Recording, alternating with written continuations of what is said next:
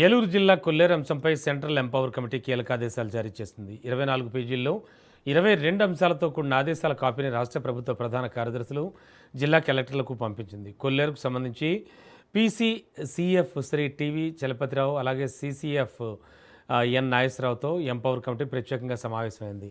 వివిధ పత్రికల్లో వచ్చిన కథనాలు, అలాగే పిటిషనర్ వాదనలు, అటవీశాఖ అధికారుల వివరణలను పరిశీలించింది. కొల్లేరు కాలుష్యంపై కమిటీ తీవ్రంగా స్పందించింది. రామిలేరు, తమ్మిలేరు, బుడమేరు డ్రైనేజీల ద్వారా ఆసుపత్రి వ్యర్థాలు, కాలం చెల్లిన మందులు, ఇతర వ్యర్థాలు కొల్లేరులోకి చేరుతున్నాయని పిటిషనర్ వేసిన ఆరోపణలు పరిశీలించింది. అలాగే ఏలూరు జిల్లా కోమటి లంకలో అక్రమ విద్యుత్ కనెక్షన్ల ద్వారా చేపల చెరువులు నిర్వహిస్తున్నారనే అంశంపై కూడా చర్చ జరిగింది. దీంతో కొల్లేరులోని అక్రమ చేపల చెరువులు, అక్రమ విద్యుత్ కనెక్షన్లు తొలగించాలని జిల్లా అధికారులకు సెంట్రల్ ఎంపవర్ కమిటీ ఆదేశాలు జారీ చేసింది.